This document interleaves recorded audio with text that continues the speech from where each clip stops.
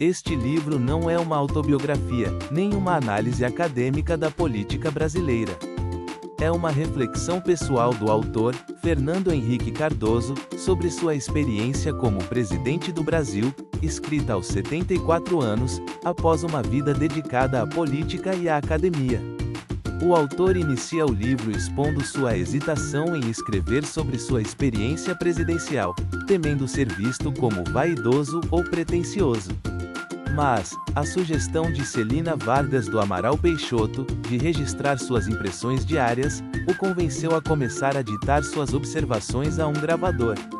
Ele explica a impossibilidade de elaborar uma análise acadêmica completa devido à falta de tempo e à complexidade da tarefa, preferindo focar nas suas percepções e sensações durante o exercício da presidência. A frase de Ulisses Guimarães, "O tempo não perdoa quem não sabe trabalhar com ele", guia suas decisões práticas ao escrever este livro.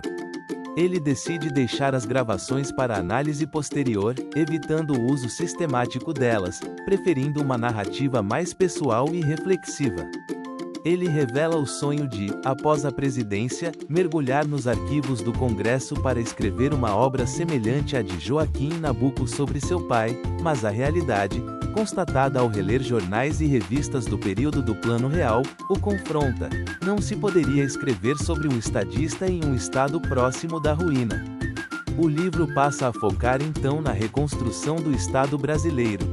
A principal conquista nos 10 anos como ministro e presidente, segundo o autor, foi a reconstrução da máquina administrativa, a consolidação das políticas públicas e a reconstrução do Estado, em meio a uma sociedade em processo de democratização.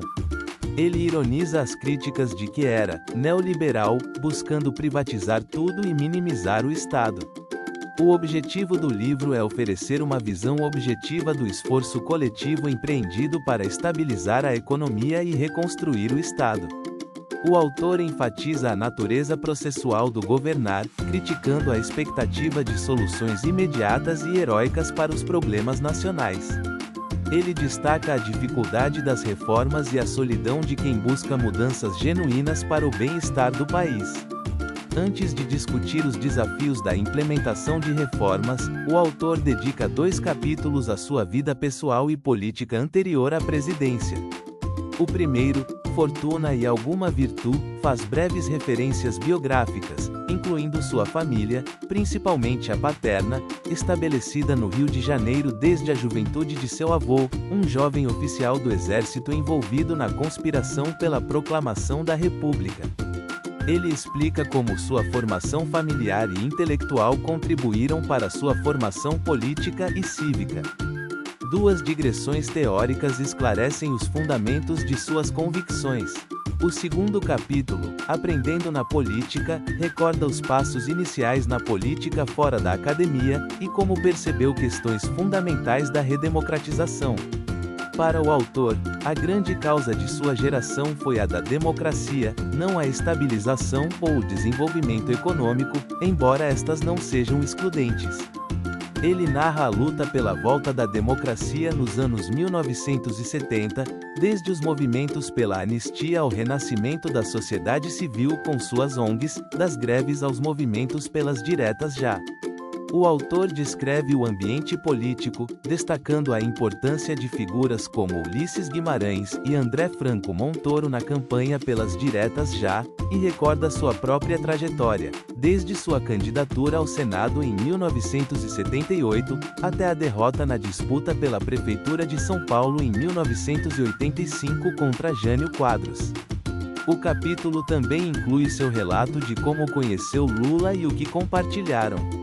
Neste capítulo, o autor aborda o respeito à Constituição como base para abraçar a causa da estabilização da moeda. Ele descreve a inflação galopante de 1993, 1994 e a surpresa do convite do presidente Itamar Franco para assumir o Ministério da Fazenda. O autor fala sobre as dúvidas e incertezas quanto à possibilidade de estabilizar a moeda e os esforços, chamados na mídia de planos FHC-1 e FHC-2, que constituíram uma aventura levada adiante por um pequeno grupo. Ele relata o isolamento da equipe econômica em alguns momentos e a resistência às pressões para acabar com a inflação, de um só golpe. O sucesso do Plano Real leva-o à candidatura à presidência. O capítulo descreve as articulações políticas que culminaram em sua eleição, e as emoções do dia da posse, descrevendo o peso da história sobre seus ombros. Este capítulo descreve a experiência como presidente, observando características do sistema político brasileiro. O foco é nas escolhas de aliados, na nomeação de ministros, incluindo a anedota sobre Pelé como ministro do esporte, e no jogo de poder entre executivo, legislativo e sociedade. O autor busca evitar simplificações, reconhecendo a diversidade de interesses e posições. Ele discute a arte de governar, manter o controle da agenda do Congresso e informar a sociedade. O capítulo também descreve momentos difíceis, como a infâmia da compra de votos para a emenda da reeleição, e as relações com políticos como José Sarney, Antônio Carlos Magalhães, Itamar Franco e Ciro Gomes. Inclui ainda o relato do jantar com ministros militares para informar sua decisão sobre as reparações aos mortos e desaparecidos políticos da ditadura, e a perda de amigos e esteios políticos, Sérgio Mota e Luiz Eduardo Magalhães. Esses capítulos abordam a presença inquietante do mercado financeiro na política de estabilização, com a entrada de novos atores, finanças internacionais, agências como o FMI, o Tesouro Americano, e pressões de interesses econômicos internos. A luta entre taxa de juros e taxa de câmbio, na atmosfera da política de contenção de gastos públicos e da crise fiscal, é o enredo central, com o déficit da Previdência e o corporativismo como personagens importantes. As crises financeiras, especulações e vírus oportunistas que afetam a moeda são analisados. O autor relata os esforços, erros e sucessos de 8 anos de readaptação das condições econômico-financeiras do Brasil para a economia globalizada. Descreve as crises que levaram ao fim dos bancos econômico, Bamerindos e Nacional, as dificuldades para implementar programas de salvaguarda do sistema financeiro, os supostos escândalos, os contatos no exterior para salvaguardar os interesses brasileiros, incluindo o apoio de Bill Clinton, e a mudança na política cambial e os obstáculos enfrentados, incluindo a perda de colaboradores devido ao escândalo dos grampos telefônicos. Os capítulos também narram os episódios que levaram à desvalorização do real e à redefinição das políticas macroeconômicas.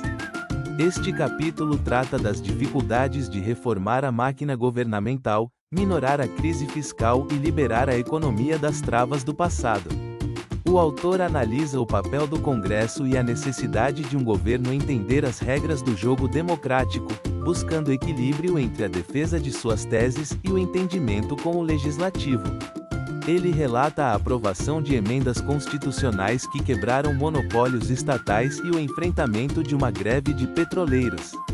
O capítulo também descreve a aprovação de leis complementares, como as relativas à telefonia e a criação de agências reguladoras, e a atitude responsável do Congresso em momentos de crises financeiras. O autor também destaca as dificuldades de implementar essas mudanças e a necessidade de uma contínua luta política para promover reformas.